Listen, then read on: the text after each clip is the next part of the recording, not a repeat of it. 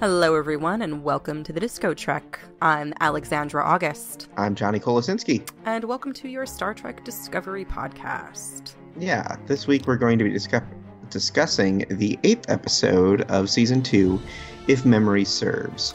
We are a weekly recap podcast, so every Friday we will be discussing the episode of Discovery that's aired previously on that Thursday night until, of course, the season ends and we go on hiatus.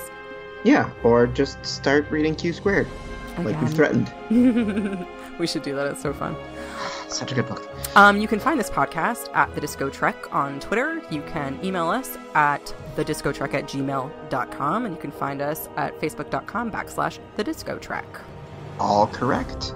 And of course, if you're listening to us on iTunes, Stitcher, or Spotify, you can just hit the subscribe button. We would love it if you did that. And if you wouldn't mind, if you could tell one single person about this podcast. They can be married. They can be dating someone. They don't have to be single. Oh, yeah. If you could tell a person, if there is a person you know that likes Star Trek and is listening to a shitty Star Trek podcast. I mean, I don't know that there are any shitty Star Trek podcasts, but if they're not listening to one, or you've heard the one they're listening to and it's not good, if you could recommend our podcast to them, we'd appreciate that. Yeah, that goes a lot. I'm totally stealing this idea from a podcast called Cocaine and Rhinestones, but we find that just telling a single person about this show rather than posting something on Twitter or on Facebook actually goes a lot longer towards getting us some actual sustainable listenership.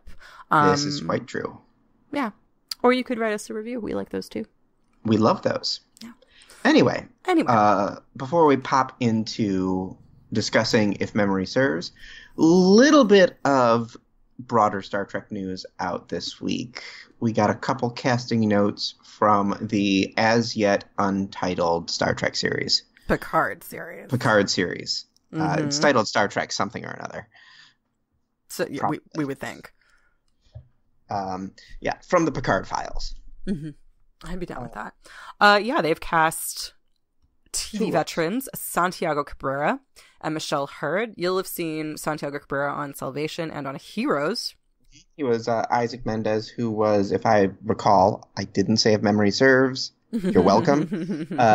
He was, Isaac, if I remember correctly, was the comic book artist who could see the future. And Michelle Hurd has been on a bunch of stuff. You know this one if you've seen her. She's been on Ash vs. Evil Dead. She was on a season of Daredevil as Samantha Reyes. She was also on Devious Maid. She was on Lethal Weapon. She was on Hawaii Five-0. She was on Blind Spot. I am not reading her IMDb. I just know her that well. Yeah. She was in an episode of Gold Boy where she played Louise Reed. Long shot in 2013. This is all from memory, guys. And she was on ER. Oh. Mm-hmm. She really, and she was on Law and Order. Jesus Christ, this one has worked. My goodness. Yeah. She was also on The Good Wife, which is a CBS show, so that makes sense. Anyway, you can find her IMDb on imdb.com. Yes, you can. And you too can have a podcast. So we know the Picard show is going to start shooting soon, and supposedly we're going to see episodes in 2019. I'm a little skeptical about that. Supposedly we were going to see Discovery in 2017. Yeah. Well, we did. We did see Discovery in 2017. Supposedly we were going to see Discovery in 2016. So yeah, there we clicks. We also got and this is definitely some very controversial news that I totally thought was real and tweeted about until several people were like, maybe not. I'm still learning, but this website and YouTube show called The Hashtag Show last week posted a bunch of character breakdowns for the Picard series that have been not unconfirmed by any other sources.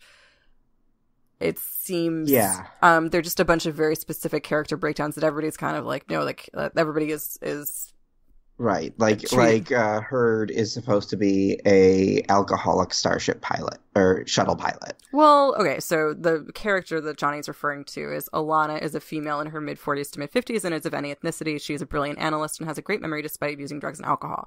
Oftentimes she gets irritated with her own vulnerability and is certain of herself even when she's wrong. A former intelligence officer, she sees conspiracies everywhere. Her professional and personal losses weigh heavily on her. That sounds cool to me just because Star Trek doesn't typically deal with people like that. We're usually centered on Starfleet. We're usually centered on the best of the best, and anybody who isn't that is either a criminal or they're a civilian, they're Garrick, they're Quark, or they're not who we'd expect around Picard. Yeah, so this is which you know, if this isn't true, which it very well probably isn't, I guess, but I don't know who made it up. But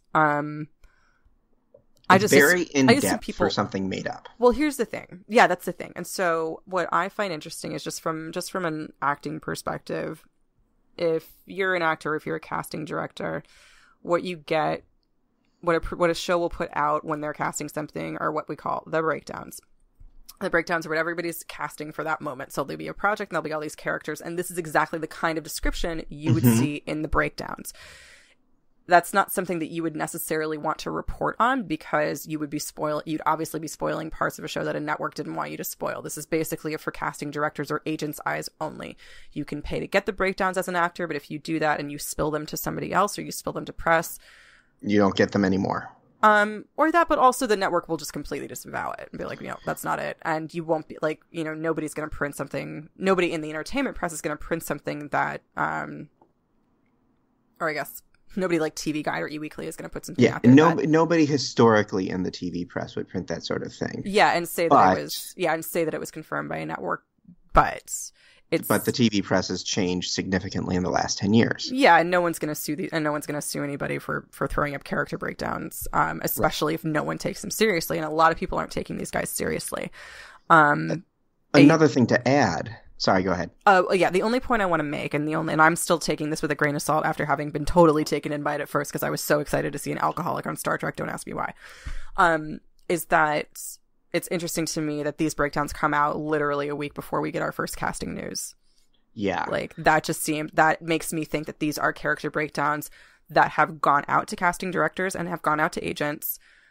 But they're far from what they could be in their finished states. Mm-hmm. These could be very early, or it is that somebody made them up. I don't know. But that, to me, like that's what this smells like to me. There's also the third possibility, which is something that we saw in Game of Thrones, which is they wrote the character descriptions that they provided are simply something that will be informative of what the character will be acted like, as opposed to informative of the actual backstory of the character themselves. So exactly. An alcoholic hacker might just mean, you know, a Tom Paris type where they have reasons to both be cocky and doubt themselves. Yeah, a little haunted. Mm-hmm. That makes so yeah, interesting. If you want to check I think they're kind of worth checking out just because it got me excited about seeing them. It just, for me, kind of like made the series feel a little real for me. I don't like anticipating things for long periods of time. I kind of prefer to steer clear of Game of Thrones news. Like, I don't like writing about it in the off season just because I'm like, oh, we have 18 more months. This is awful. So I prefer to focus on different things. So I don't know about you, Johnny, but I haven't been focusing too much on the Picard series because I'm so excited for it, and I just don't want to sit like tapping my feet for however long it takes for it to make it to the screen. I'm still not totally in belief that it's going to happen. Part of me is just still like, no, something could happen. This is too good to be true. I think it's going to happen. I'm sure it's going to happen. Yeah. I'm in the same boat as you, where especially with we got Discovery almost a year late. And there have been so many internal shakeups. I have no faith on timelines. Yeah. Yeah. Oh, another thing that makes me think these are breakdowns, like official casting breakdowns, is they keep saying blah, blah, blah is a female in her early 20s of any ethnicity. Alana is a female in her mid-40s to mid-50s and is of any ethnicity. They're calling for casting. They're saying, like, send us anybody. They wouldn't, I feel like if somebody's just making this up just to troll people, and I always say I don't know why you would do that, but I'm always the person who's like, trolls are people too. We can just reach out to them and reason with them, and I am always always proven wrong. Ask Johnny. But these just really, really, really read like that to me. And that's another reason why. Anyway. Yeah, I take them, read them, but grain of salt. Yeah, just ultimately. Search. I'm not even gonna put the link up just because I don't want to stand behind it that much. But search that hashtag show and the Picard series character update, and you'll find it. Yep. And with that, I think we can... And with that, let's get into the episode itself. If memory serves, there was a pretty good opening to this episode. This was a great episode. Yeah. Overall. Yeah. I so enjoyed it this week. Yeah. And I think... Oh, go on. Not happy. Once again, I was not happy with the camera work. We don't need flippy cameras on doing full 360s, and there was all sorts of lens flare, and I needed sunglasses for some. You needed sunglasses, and like, let's get a shot of the back of Pike and Saru as they're walking away. What do you call it? Breakfast Club style. That last closing moment, but middle of the episode. But overall, I loved last week I felt there were so many components to the episode and they didn't mesh well, and the episode felt like less than the sum of its parts. And this week I felt the exact opposite. 100%.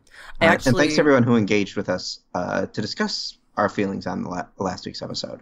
Yeah. We love to hear from you guys, and we love to get down and dirty with the stuff with you guys. If you agree with us, if you don't, that's what makes this fun. Like, we're doing this in part because we love to celebrate the community of fans that are Star Trek. I mean, be nice. If you troll us, that's not fun. Don't do that. Yeah. But nobody has. We're really just in this for that fat Star Trek podcast money. Oh, yeah. Oh. This episode is brought to you by no one. No one at all. So this episode is brought to you by two very dedicated volunteers. I wanted to your point about, comparing. I don't want to crap on last week too much, but I will say, kind of some of the family aspects that I think we talked about. I know, like, some of the Spock stuff felt just kind of like so melodramatic, whereas this week, the dynamic between Spock and Burnham felt like it earned the drama between them. It was dramatic, it was intense, but it felt earned. And I was really into it. Whereas last week it didn't feel like that last week.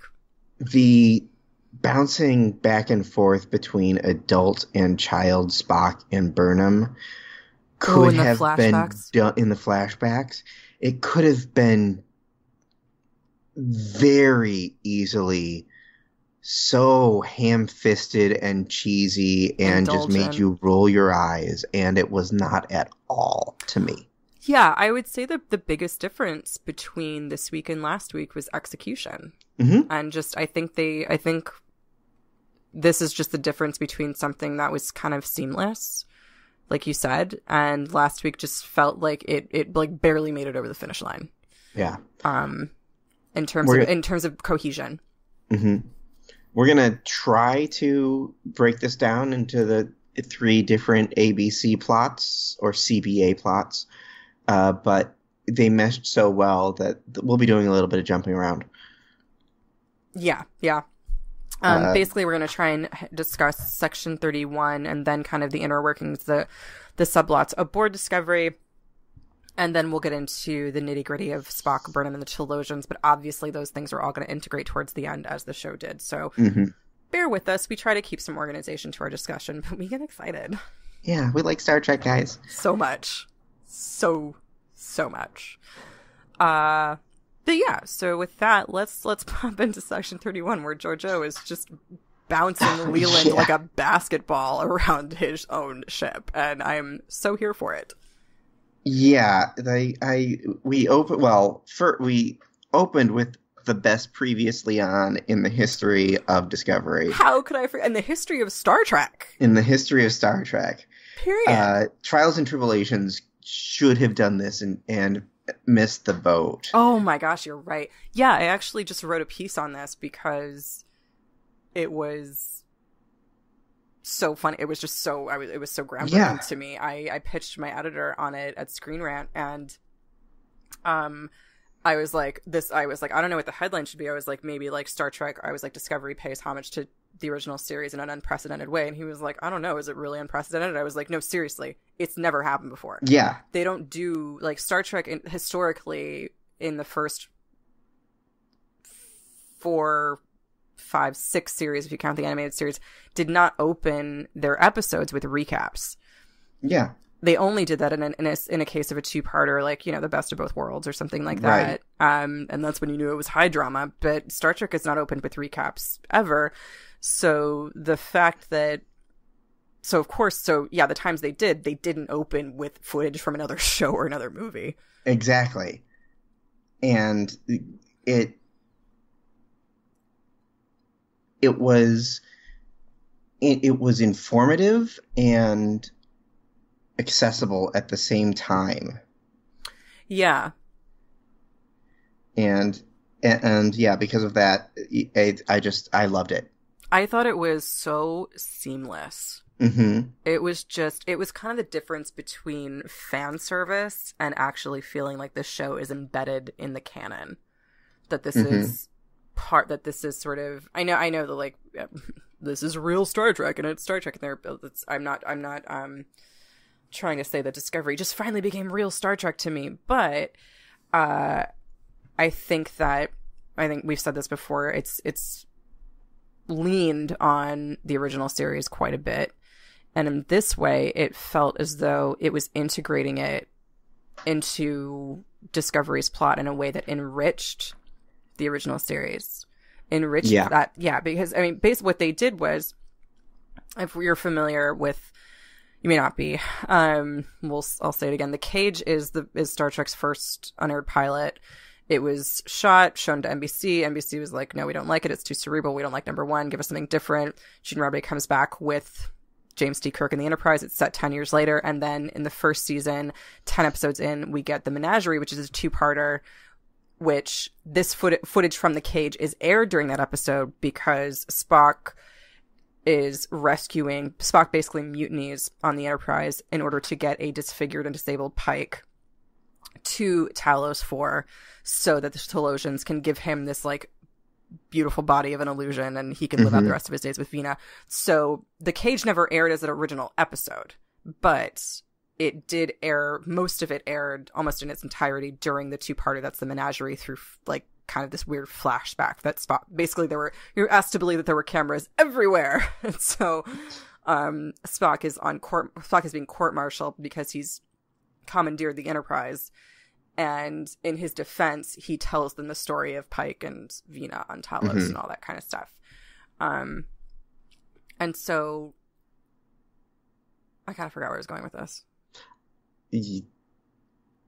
Oh, anyway. That's why we had that opening. Yeah, and it's but interestingly, like, The Cage was accepted into original series canon, and it was because of The Menagerie. Yeah, because of The Menagerie, and then later released as an episode on its own. So the fact that they open particularly with footage from The Cage is so neat, because it's literally the very first Star Trek that ever saw the light of day.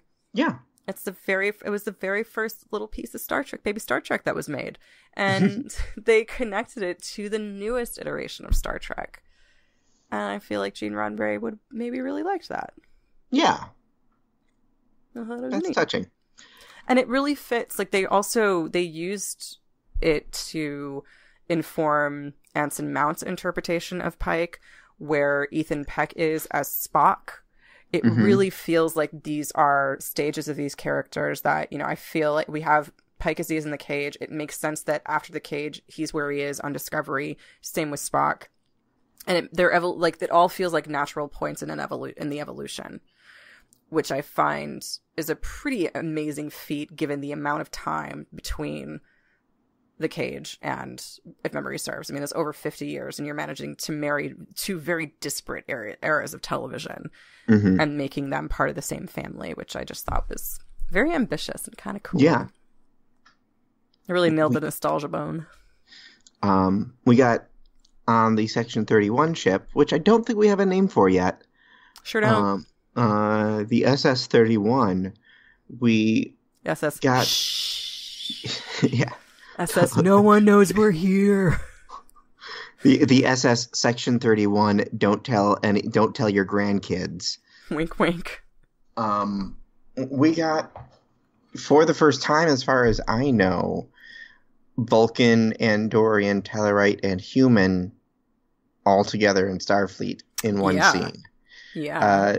When as a bit of a hapless rainbow. Captain, as the hapless Captain Leland reported that he might have misplaced Spock. Leland's not long for this world. No. I hope Leland has a pension. Leland is looking at his watch being like, 3 more months to retire. 3 more months. No, I'm serious. I think Georgiou's going to off him quickly. I don't think she's going to off him. I think he's going to be removed for being grossly incompetent.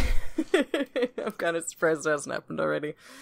I feel like she's just kind of... The reason we haven't heard of Section 31 is because Leland is still running it. And so they haven't done anything. They're just completely irrelevant. Section 31, I've heard of you. You're where I take my dry cleaning. Yeah. No, I think it's so funny now because I kind of like the fact that Ellen von Sprang is just leaning into Leland's just exhaustion, just utter. Yeah. He is completely out of fucks. Mm-hmm. And he, like, you can tell he's not happy doing this job. He's not as comfortable being as gray as Section 31 needs him to be. I got that vibe, the first time we met him on Discovery. Mm-hmm. I think part of his competition with Pike is that he's jealous that Pike has that clear moral sense, that clear moral compass. And I think Leland is able to do things that are a little bit gray, but I get the feeling he doesn't want to be that person. I think he takes no joy in it. Yeah, I get the feeling that whatever the Burnham thing, however he killed Burnham's parents, he has remorse over it. Yeah, like maybe he started out really enjoying this job and then realizing the impact that he had and how destructive it could be to his own people. Mm-hmm. I think it's sort of interesting. Leland is kind of all of us. It's sort of, he reminds me of me in the sense of, like, when Section 31 first arrived on DS9, I loved them. I thought they were so sexy. For reasons. But then by Into Darkness. Oh no, I was real excited about it, Into Darkness. I like bounced up and down in the theaters. I was like, DS9 shout out in a feature film. Holy shit. This is good. Deep cut. But no, I just am more, as much as I love Section 31, I can't get around the inherent problem is that Gene Roddenberry envisioned a universe in which things like Section 31 did not need to exist. Right. That there wouldn't be a purpose. Yeah, that like that like in his idealistic world, the Federation did manage to maintain power and stay strong and keep its morals at the same time, which I think is what Next Gen is all about. Mm-hmm. They are never ever put in a difficult situation the way Cisco is in DS9. And a problem is that as a television show doesn't work forever. Right. And I think that if you wanted Star Trek to grow and to really become something that reflected humanity in a more relatable way, and thus a more, I think it just in general, it tells a better story, then the darkness of Section 31 kind of needs to creep in a little bit. But it's still, I still totally understand it when there are Trek fans who are like, I hate Section 31. I hate everything it stands for. It has no place in Star. Like, I completely understand that, as entertaining as I find them. And I feel like Leland is sort of a metaphor for that, or Leland echoes that in the sense that I feel like this is a guy who's like, you guys can do Starfleet all you want. I'm going to be a spy. Mm-hmm. And he was like, wait a minute. And he's finally making the sausage and realizing that sometimes that means killing an ambassador's son. Exactly. Or letting poor Senator Kretak go down for murder. In that sense, I think it's at this point I kind of feel like Georgiou's just playing with her food. Mm-hmm. She undermines Leland in this meeting. Mm-hmm. She's the one who advises them that they should, because they're looking for Spock, and she's like, what you should do is you should check all the nearby Vulcan hospitals, because he's going to need one, or the ones that are practiced in Vulcan medical care, any Vulcan medical outpost. And she's like, and then tell all Federation ships to be on alert for them. Do not tell Discovery, because they can't be trusted when it comes to Spock. And Leland's like, yeah, what she said. And then she immediately tells Discovery. Yeah. So roll that back for me, because I was a little bit dizzied with this. There was so much to unpack in this episode, and I didn't have time to watch it twice, because I'm a human person with limited means. What exactly? She tells Discovery to go look for him. No, she tells Discovery not to look for him, to actively stay where they are, because her quote is something along the lines of, "We need to learn more about that probe you blew up, so find the pieces." Right. But okay. But she also tells them that they're missing. But that Burnham's going to take care. She's like, trust. Oh, that's what she says. Trust Burnham. Burnham will take care of this. She'll get him back to you. Yeah. Okay. But yeah. I think she does that knowing that Pike and possibly Tyler will do everything in their power to assist. Yeah, and this way everybody has all the information that's important to them. Right. They have the information to disobey the orders and be followed. Exactly. God, she's good. She's good. She's real good. I have an interesting... we'll get to that later. So, yeah, that's all we get of Section 31 proper until the climax of the episode. Yeah, until Discovery leads them to Telos 4, just as they planned. Mm-hmm. But meanwhile, on Discovery... Culber is not adjusting very well. No. That's so sad. It's so sad, but it's the first time... It's very similar to Hard Time, where Miles O'Brien spends 20 years in prison over 5 minutes. And we see his recovery of thinking he's in prison for 20 years and having killed his cellmate and an entire life, like quarter of his lifetime, that didn't actually happen. It is the first time we've seen Trek dealing with the psychological trauma of everything that they have to deal with, of everything that they encounter. Yeah, it's we see deaths and then recovery all the dang time. All the time. And also just incredibly traumatic. Like episodes. I was thinking, those beings in that TNG episode that... Oh, the ones that took the prison planet, South Pole, Troy Barkley Picard? No. Troy Data Picard. No, not those. Not those. It's the one where they basically... It's a family. It's like a father, a mother, and a son. It's the adult son. And basically what they're able to do is that... they can go into your mind and retrieve memories. Oh, yeah. And I forget the name of the species and the name of the episode. Sorry. Violations. Sorry. And they're the Ulians. And they can do telepathic memory retrieval, but they can also do telepathic memory manipulation. And this is a very roundabout, long way, I'm so sorry, guys, of saying that Deanna Troi was low-key sexually assaulted in that episode. That guy invades her brain and attempts to mentally rape her and then attempts to get rid of the memory and wipe it out with someone else. It's really, really messed up. And she's fine next week. Yep. Totally fine. So it's nice that Culber's not fine. It's also really tough to watch. Not in a bad way, but in a tough way. What did you think of his encounter with Tyler? I was into it. First, I was just super lame that nobody planned for that nobody planned, not for them meeting in the cafeteria, but meeting in the mess hall, but nobody. I was so angry that he just saw him walking down the halls. Like, come on, Captain Pike. That it was like a Jerry Newman scenario, exactly, on Seinfeld. Like, that's probably the one part of the episode that I was just like, really? No one's really Starfleet. No one's gonna, like, either get these guys in a room together or tell Tyler, like, listen, you gotta be confined to quarters for the duration of this, or confined. I don't know. There should have been attention paid. I don't know what the solution is, but there should have been attention paid to the fact that these two should not just be allowed to cross paths. It's too traumatic. The chief medical officer's job to make that decision, and Hugh never made it. Well, that was a joke. Fair. Sorry. He was indisposed. He was indisposed. But that aside, I loved it when Hugh walked up to him and was just like, let's go to town. Like, bring him out. I loved how angry he was, because Hugh's been so gentle and so kind and so understanding. He's been cherubic. Absolutely. And it was that generosity and that kindness that got him killed in the first place, because he was trying to help Tyler and he was trying to figure out what's going on, and he wasn't scared of him when he should have been.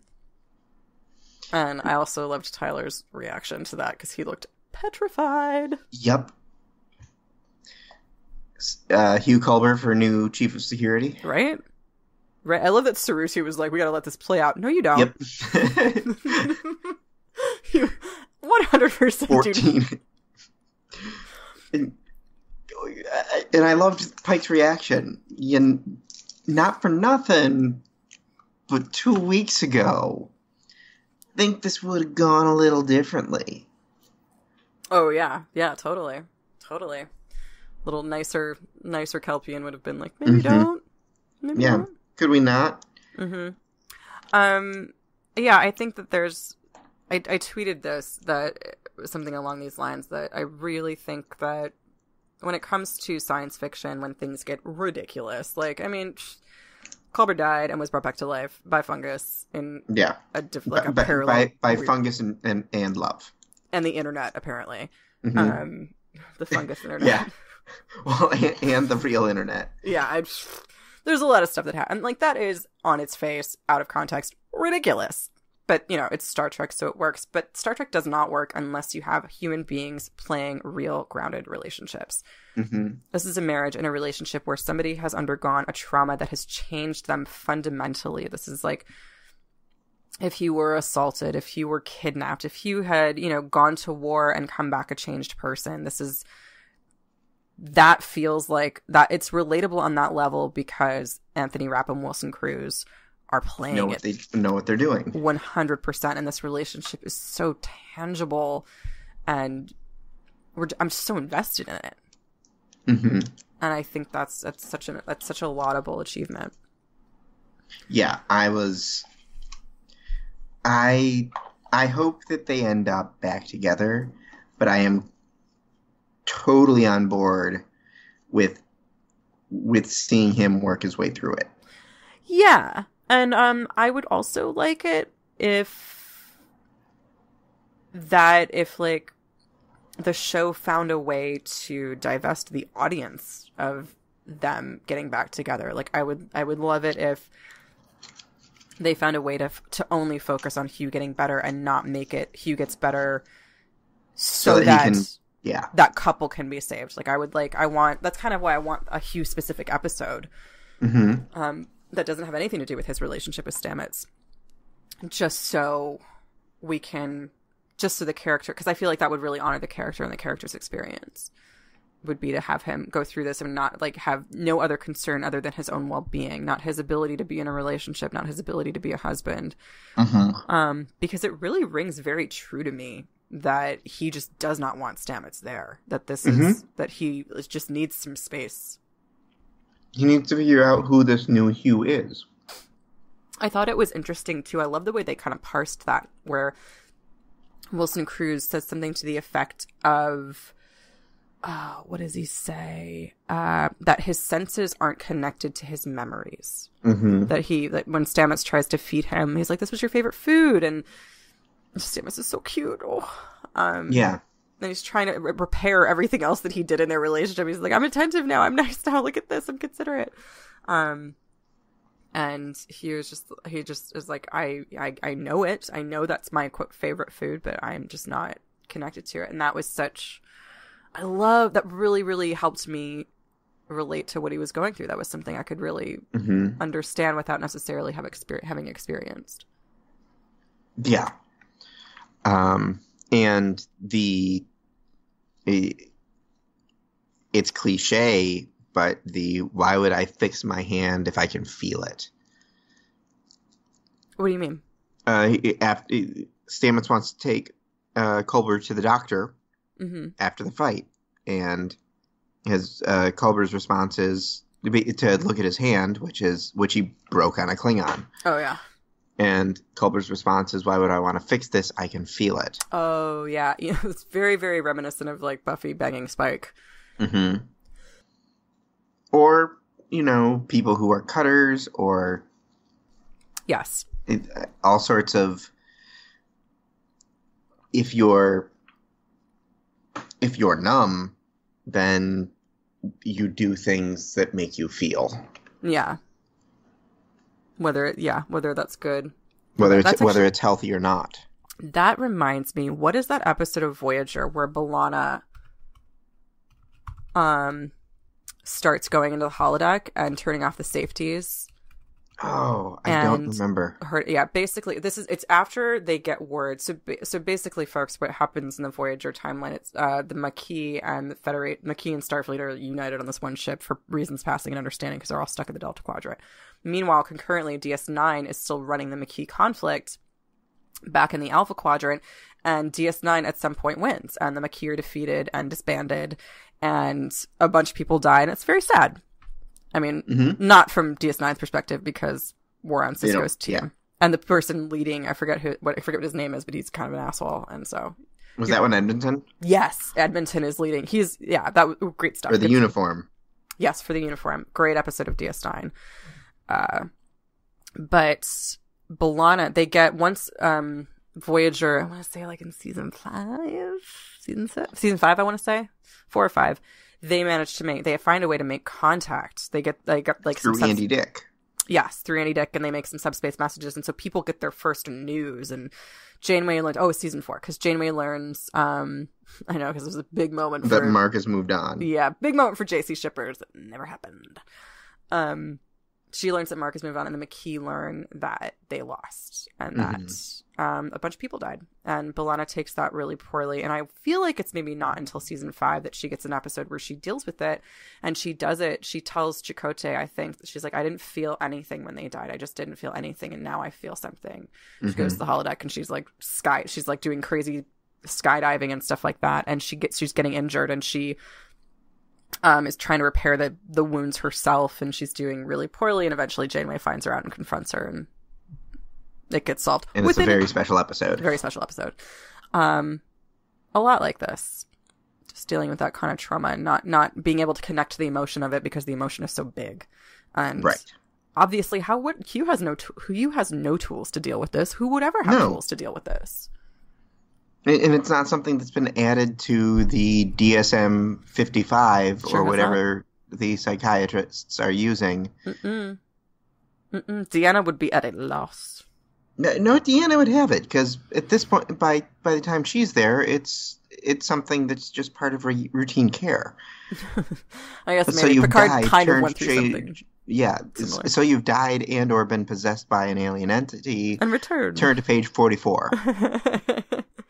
Reanimation, re-entry procedures. But I think that was what I did not expect and what I thought was brilliant was Hugh just spitting at Tyler. I don't even know who I am anymore. And Tyler saying, Look at who you're talking to. Look at who you're talking to. And I just was like, I've been kind of unsympathetic to Tyler because he's just been fucking cocky lately. Yeah. And this kind of brought me back to Shazad Latif being so good at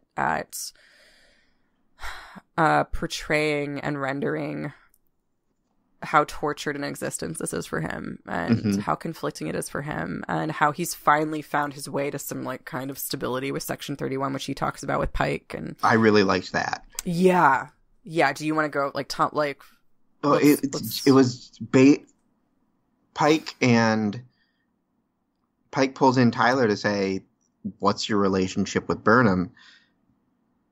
And is there anything I should know?" And his response is, I love her, and she kind of sees me as Vogue and Section 31 baddie, and we aren't, and that's the end of that.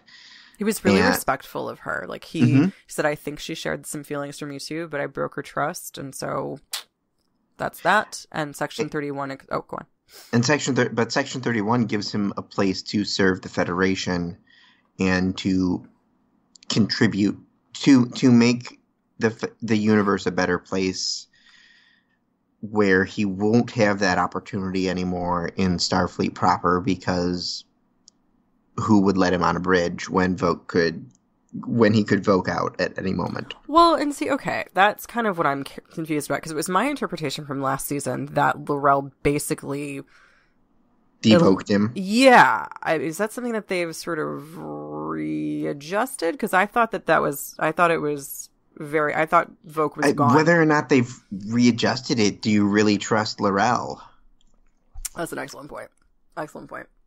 And I trust L'Rell's intentions. I don't trust L'Rell's accuracy, I guess. I don't trust her intentions either. I don't know. I feel like I trust her to want what's best for Klingon. For the Klingon Empire, and that isn't necessarily having Vogue be completely permanently buried no matter what she says. I might have to agree to disagree on that one, but I hadn't considered that. Interesting. So yeah, that's a lot. Really some wonderful, like, this was an episode where I feel like Discovery covered a lot of ground, but did so really, really, really well. I feel like we only touched on what happened on Discovery, on the ship. Yeah. And there's still just so much to mine from that. Everyone's doing such a good job. Yay! Everyone. Go Star Trek. Go Star Trek. Should we bounce over to Talos 4? Yeah. Much as Spock and Burnham did, going to and landed right on a black hole. Yeah, that was an interesting little alarm system there. Yeah. It's nice to know that that's all working. And I love that Spock regained consciousness for that just specific moment. I'm like, all right, guys. What? Okay. And hit the snooze button. Exactly. She's like, you bet. It's going to be me tomorrow morning. Wow. They land, and Burnham pops out for a little tour. She sees the flowers that they specifically show clips of in the recap footage the recap footage that we got early. You know, at the top of the episode, those singing flowers, which Giorgio references later on. So they're sort of painting the callbacks with a brush, but I appreciated it. And then something I mentioned to Johnny before, in the midst of all the kind of frustrating camera work and lens flares, I did appreciate that our first shots of Talos seemed a little bit, I don't even know what the word is to describe it. Ephemeral. Oh yeah, a little bit ephemeral. Ethereal. Exactly. Yeah, that's a good word. Almost like you were looking at it through a sheet of like cellophane and somebody crinkled it. Which I thought in that moment, not the 50 other times it was used during the episode, was very evocative of the Talosians' ability to create illusions and sort of mess with what you see. Yeah. You're never quite certain what you're looking at is real, which I think just in and of itself is kind of a fun conceit to play with when it comes to an organization as cerebral and scientific as Starfleet. So, and then Vina shows up, and I didn't know she was going to be there, and I didn't want to think about it because I thought it was too good to be true, but Vina shows up. Yeah. Played by the wonderful, the lovely Melissa George, who's also been all over television. I specifically remember her from Alias. I didn't watch Alias. Oh, girl. I'm sorry. You would like it. It's my favorite to date. Like, Jennifer Garner's done so much beyond that, but it's my favorite Jennifer Garner role. I am so sad that she doesn't do more action roles because she's phenomenal, and I screened Peppermint to review it for Comic Book Resources, and Peppermint was awful, but she was good.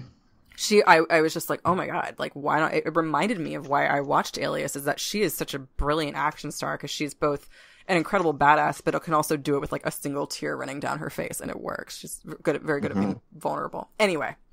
Melissa George was on that show. You should watch it. And a bunch of other ones too. But yeah. I will add it to the list. Vina takes Spock and Burnham down to meet the Talosians. They unscramble Spock. They unscramble Spock. Literally, they say that Spock is experiencing time in a non-linear fashion, which is, as we've seen, very confusing. Yeah, which is bad for him. Yeah, kind of what Bran goes through when he uploads for several weeks. So they unbreak Spock, and Burnham gets to see everything he's seen. Do we want to go into the Red Angel aspects now? Yeah, because something was curious to me. In that he does it, there's a mind meld where he presumably does it with the Red Angel, and he goes, my mind to your mind, and then it flips to Burnham, and she says, my thoughts to your thoughts, which... I think that was just showing that she is experiencing what he experienced. Okay, I hope so. And isn't observing. Yeah, I really don't want her to be the Red Angel. Like, really, or she's the Red Angel. Yeah. Ugh. I would just be so let down. I mean, I shouldn't say that, because Discovery's executed everything this season, like, and exceeded my expectations, so I should probably just shut up and, like, have faith, but I just don't want her to be the Red Angel. It's super... I just don't want to guess. I don't want to guess the mystery, but... Yeah. Yeah. But the reason he's so freaked out is that the universe is going to be destroyed basically by the squid probe. Yeah, whoever was operating, the fact that Ash Tyler pointed out last week, like, hey, maybe whoever is on the other side of that probe, including the Red or who's on the other side of this timeline, maybe the Red Angel isn't a nice person, or maybe there are other interested parties. And Pike was like, oh, I hadn't really considered that. And it turns out that they're right. But it also turns out that it's their same... Remember, it's Starfleet's probe. It's the probe they sent. 500 years in the future. Like it. Yeah, except it had the tentacles. Right. And it hit basically every Federation world. Yeah, it's kind of what we're meant to believe, including Earth. And it basically does what the Klingons do to the Triple Home world. Just destroys it. Destroys all life on the planet. Sorry, shouldn't have thought of that right now, because now I'm giggling. But yeah, so the Red Angel warns Spock that this is going to happen and that he needs to do something, and that's the eventual end of this particular timeline they're in, unless they do something about it right quick. Right. And so Spock does something, and that something is go crazy. That's what Spock is when he's wearing a beard. That's his Spike. That's his teenage. That's his in his beardy phase. His rebellious teenager phase. It's Spike, Dad. Whatever. Did you ever see the emo Kylo Ren Twitter handle that was around when yes. First came out? The only tweet I remember is it's really good. Because Adam Driver is just so perfect to be that visage of it. But the only tweet I remember was, "Ugh, parsecs are units of distance, Dad."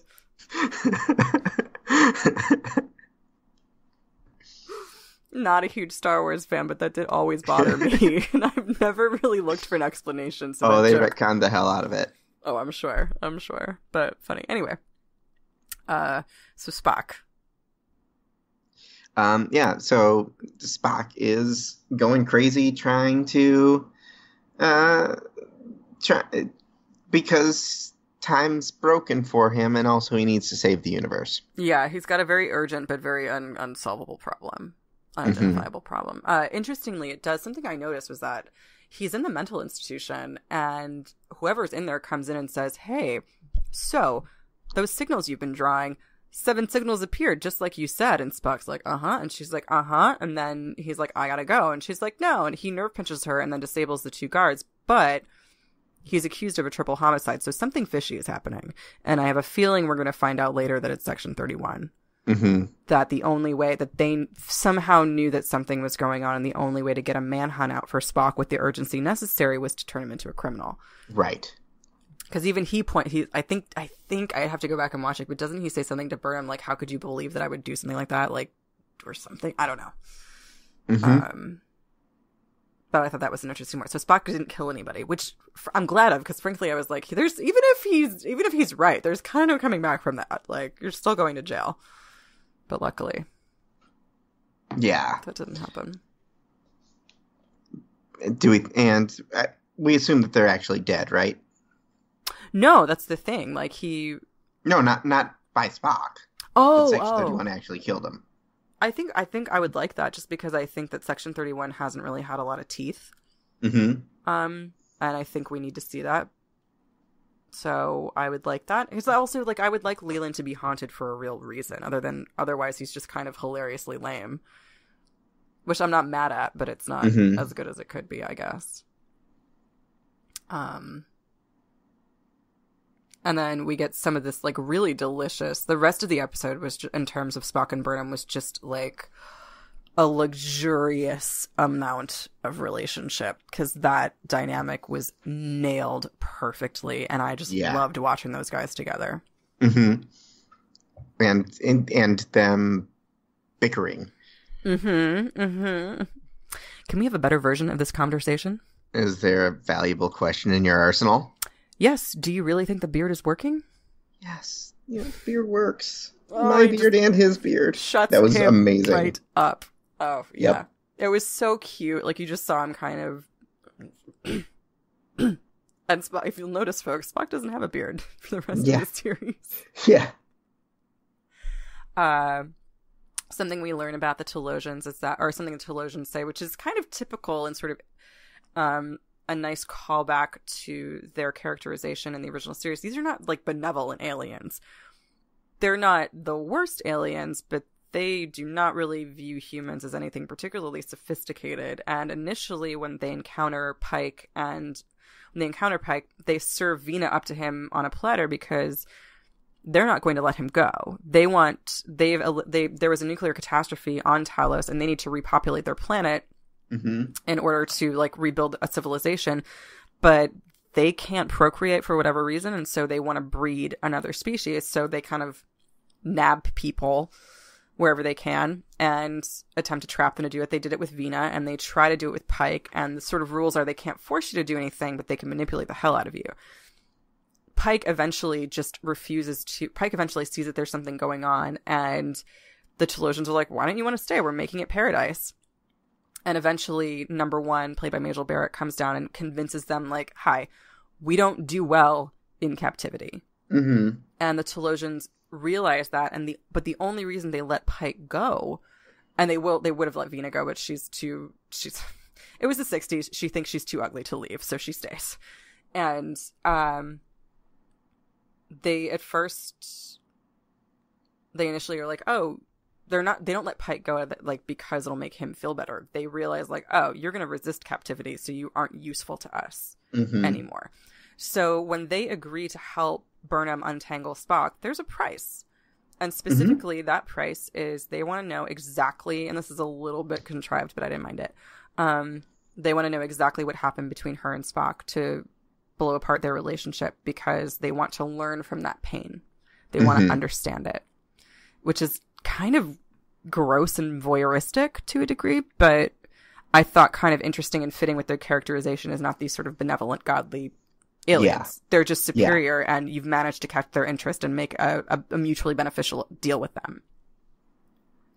And what ended up happening was not just, because it was pretty darn harsh, but Burnham was mean. I feel like undercutting it so much. Okay, so I figured this was... in my head, I was like, oh, I feel like she probably just was really mean to him and hurt him badly to get him to go away. And then I was like, no, it's too pedestrian. She must have really done something.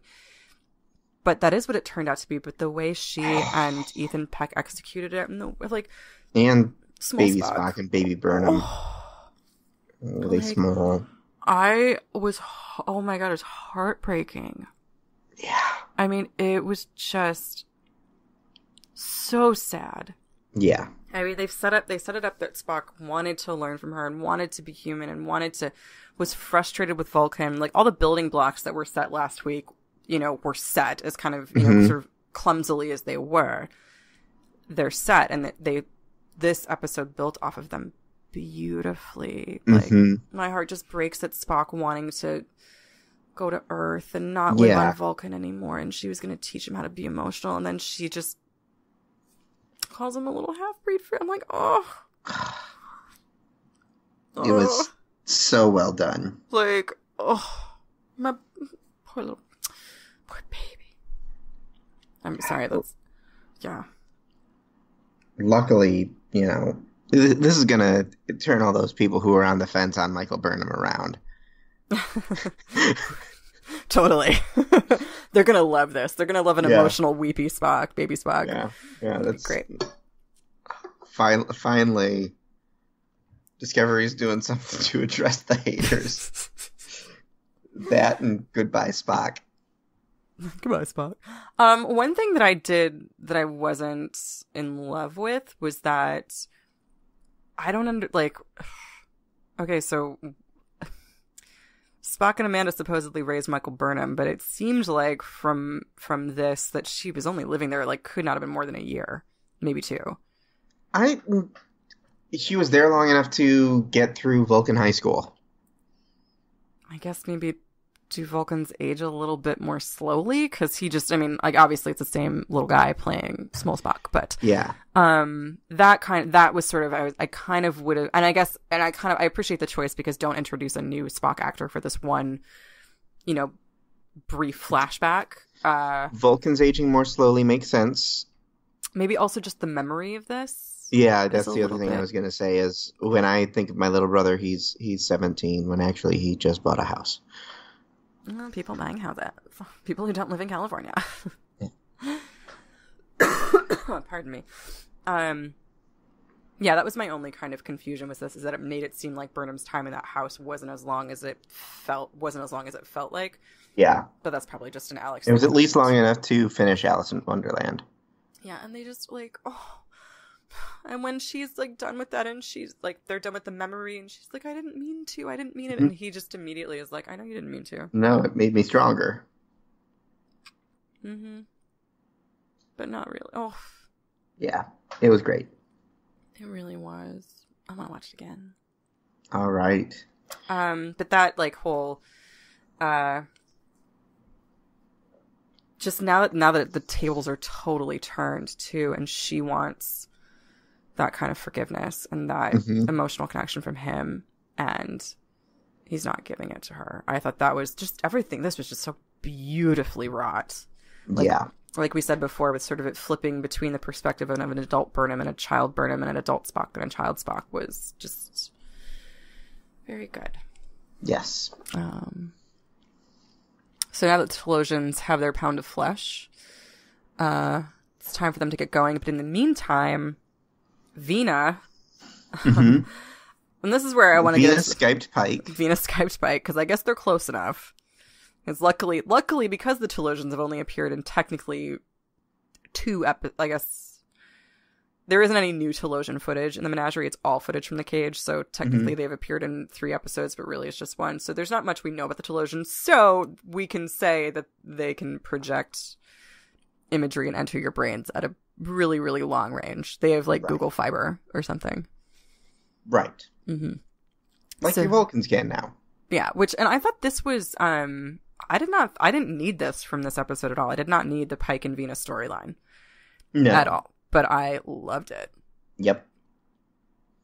I thought that was definitely very, very schmooey and schmaltzy, and I was just here for every minute of it. It worked. Totally. And I think it does really bolster Spock's decision to take Pike to Talos 4. Because in the menagerie, Pike is, like we said, completely disabled and disfigured, and Spock needs to take him back to Talos 4, which sets up the airing of this footage of the cage, which I think is great because Jeffrey Hunter and Susan Oliver just do such great work in that episode, so it's good that happened, and it's such a good story too. But you don't get the sense watching the cage that Pike is particularly enamored of Vina to the point of wanting to spend the rest of his life with her. So the idea that we have this interaction between Anson Mount and Melissa George really deepens that relationship and retroactively makes Spock's decision to drop Pike at Talos 4 after Pike's injury really enriches that, which I just think is like, good job, guys. Yeah. I think that it worked incredibly well. Yeah. Yeah. Very, very well. And I love seeing a romantic side of Pike. Give me more of that. Or don't. Well, more of that with Vina. I don't want more of that. I'm actually glad because I feel like a lot of initially number 1 was supposed to be, I think part of the way they, and I could be wrong about this, but I'm pretty sure that initially Roddenberry envisioned number 1 as being in love with Pike. And I like that they're not doing that on Disco because I feel like that would be such an undermining. That would so undermine that character. Like, I don't need Pike just because she's a woman to be in love. Or I don't need number 1 because she's a woman just to be in love with Pike. Not the 60s anymore. No. So, yay for that. And this is kind of where our storylines converge. Yeah. Everyone shows up around Talos 4. The SS quiet. Yeah, SS. Shut up. Don't say Section 31. You can't say Section 31 if you didn't know it's a thing. Yeah. The SS winky face shows up, and they have a tug-of-war with the transporters over Burnham and Spock. Vina shows up and says, just let go. It's fine. And a hell of a lens flare. It kind of felt like Hugh was arriving in slow motion. Yeah. They wind up, Spock just lets them go, which Pike just lets them go, which almost feels like the better decision to begin with, because Leland was not going to let them go. Leland would have scattered their atoms, or Giorgio would. Like, I think if you're playing a game of chicken with Section 31, just like, they are not going to blink first. The prisoner's dilemma is not a dilemma when you're playing with Section 31. You've lost. Yeah. There was something else I wanted to... Well, also, too, we get another nod to the fact that Ariam is clearly being operated with whatever is that enemy. Whatever was in that probe, whatever species from the future is trying to bring about the future where everybody is annihilated. That species is now, some part of that species as well. Yeah, I forgot. We didn't mention that Aram broke the spore drive. Yeah. Oh, yeah, because they were trying to get to Talos 4, and Ariam broke the spore drive. Everyone thinks it was Tyler, though, because she very intelligently used his codes to enter it. So, yeah. She framed Tyler for doing that, and I forget how they solved that, but anyway, they get there in the same time. They did a head fake and started heading towards a starbase and then turned left. Oh, yeah, and then basically they just outran them. And so eventually both Section 31 and Discovery are fighting over the transporter. Section 31 has it, but guess what? It's just an illusion. And then so Spock and Burnham get back on the Enterprise after Spock gets to do a funny, Burnham says, say goodbye, Spock. Goodbye, Spock. And they leave and head back to the Enterprise. And, greeted by Pike, everything seems well in hand.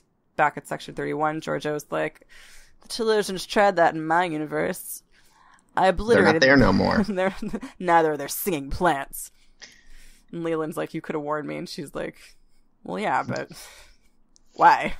I wonder if the goodbye Spock scene was referenced in an earlier draft where we saw a little bit more of small Spock and baby Burnham. I hope so. And they played that game with Amanda or with Sarek. Yeah, like if they were just kind of petulant and just sort of playful with each other. Yeah, they did say goodnight Gracie sketches or something. Yeah. And Sarek was like kind of amused. Amanda was over the moon for it. Sarek was like, meh. Okay, fine. I kind of wish they were the only ones at the Vulcan talent show not playing the harp. You know what I wish? Yeah, totally. You know what I wish that we'd gotten instead of that first episode where it looks like Spock doesn't like her? I wish we'd gotten them playing. Yeah, like I didn't need the fake out of Spock. Mm-hmm.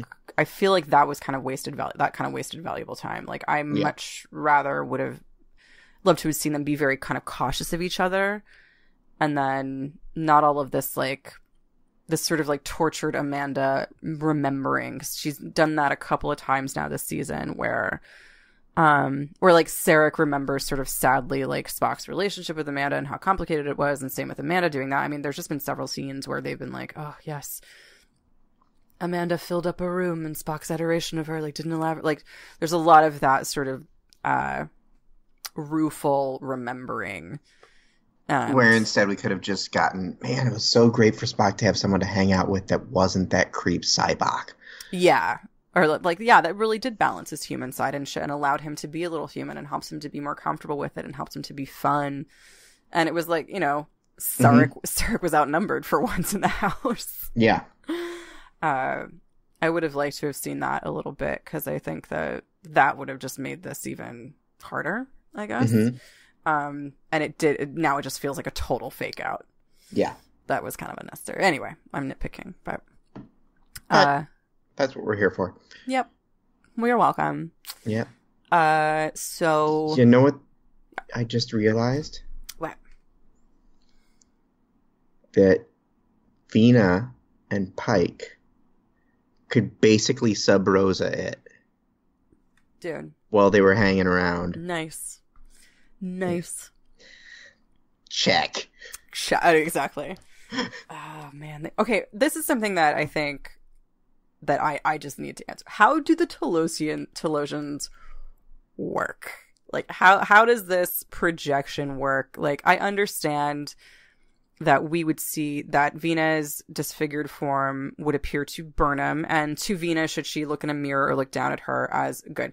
But I don't understand, is their power just such that they can make you feel differently? Yeah.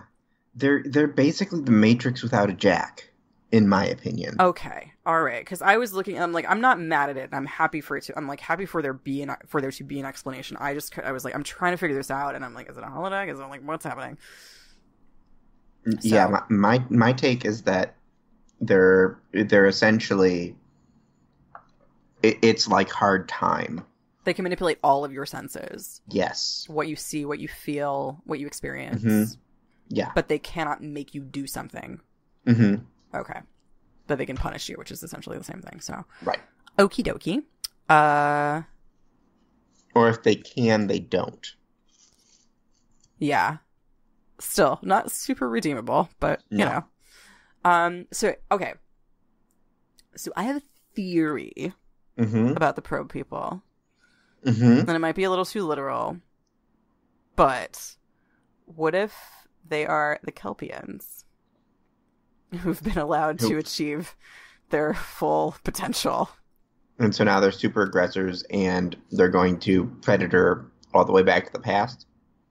I mean, well, they might know that they might have like gotten wind of the Red Angel and been like, oh, somebody's trying to mess with our timeline. We can't have that. Gotta go on the defensive, so let's destroy the Federation. I mean, I feel like the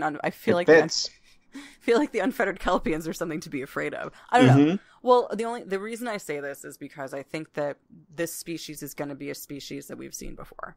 I don't think it's going to be somebody was speculating that it's the sphere builders from Enterprise from the temporal Cold War. We'd have gotten more. Yeah, and I don't think they're going to reference Enterprise the same seasons that they're so heavily pulling from the original series. I just don't think that's going to happen. It's too. They did last year. They reference Enterprise? Yeah. How so? With the Defiant. Oh yeah. The whole we had this technological leg up because God, that was we discovered the Defiant. So convoluted. Oy. Okay, all right, maybe I'm wrong. But that still feels like a smaller detail as opposed to this like giving a big villain this kind of thing, and then tying it back to a whole other huge subplot / arc in Enterprise. But thank you for. Yeah, I agree that it's not going to be the Sphere Builders because there's not enough passion in the audience for it. Yeah, it doesn't land. Yeah, I haven't watched all of Enterprise, so that's why I didn't know. But still, The only reason some people were thinking that is because it matches up time-wise. Mm-hmm. But the reason I think the Kelpie, like, the reason that I don't think this, I'm not totally married to it. I think there are a lot of problems with the theory, but I only say that I thought of it just because it stuck out to me that everybody, when Discovery assisted and interfered with the Kelpians and their relationship with the Ba'ul, that somebody was like, this is fully in violation of the Prime Directive, and then somebody else was like, no, it's Saru's here, so it's fine. And I think it was even Burnham who said, we won't need to worry about them for a few centuries because it'll take them that long for their technology to reach that of the Ba'uls. So part of me so that's what made me think it. I don't know if somebody tried to execute that on screen, I wouldn't find it very silly. But I thought it was kind of interesting that they would maybe make a subplot like that to actually be foreshadowing. Yeah. Or it's the Ba'ul. We're just very annoyed at the Federations. Well, yeah, who they're doing this so that they can take out the Kelpians without them having technological support. This is true. And I do think it's telling that the Red Angel appears over Kaminar. Mm-hmm. That's another, or that there's one of those, and that's where the Ba'ul will break through. That's where the probe breaks through. I mean, that's not necessarily location specific. It's just where, Pike and Tyler investigated, and sent a probe through. I don't think that I don't have a theory that I'm for this. I'm fully confused and very excited to learn more about what this whole thing is with the Red Angel and this other species, and kind of to see how it all interconnects. Well, we're close. We're 6 weeks away. I know. And next week it's Project Daedalus, which is directed by Jonathan Frakes, and I'm so Yay, excited. Frakes! We're gonna get a stable cam. Yeah. One last thing about the, what else did I want to say about them? Just the fact that, I don't know, the fact that it was kind of, or maybe it's just, maybe it's something that Starfleet, maybe it's something they've done this season that has messed with the Prime Directive. Mm-hmm. That will come back and haunt them. Maybe not the Kelpians, maybe not the Ba'ul, but maybe somebody that... Maybe the Ferengi. Yeah. Well, I mean, somebody that was, affected by that. Somebody that, like, somehow this is a time loop and somehow the Red Angel has created their own problem by drawing people to these things. I don't know. But that's why I kind of drew back to that. So I don't know that I'll wind up being right about that, but it did totally solidify me that whoever is trying to annihilate the Federation again is like somebody we've seen before. Same with the Red Angel. Yeah. They'll be familiar. Well, we'll see soon. We will see soon. Yeah, folks. So we will be back next Friday. Next Friday. Do we have any recommendations this week? I would say maybe Hard Time. Yeah, I would say Hard Time is a good one. Hard Time and the did you find the name of the B'Elanna Voyager episode? I'm googling B'Elanna Torres holodeck. It's not the Doctor Family one. Extreme Risk. Bam. All right. Came right up. I'm good at Googling, folks. Yeah, check out Hard Time. And I feel like we've recommended Hard Time before, but... Yes, we have. You probably didn't watch it, let's be honest. Or you can watch it again. It's good. It is a really good episode. Check out... Also, Family, I think, is a good one. If we're looking at post-traumatic episodes of Star Trek, Family is a really good one. Hard Time is also a good one. And... Extreme Risk is a very good one, so check out those. Family is from TNG, Hard Time is from DS9, and Extreme Risk is from Voyager. It is season 5. Cool. Yep. Thanks, folks. Yeah, we so appreciate you tuning in every week. Yep. We'll see you next week. See you next week.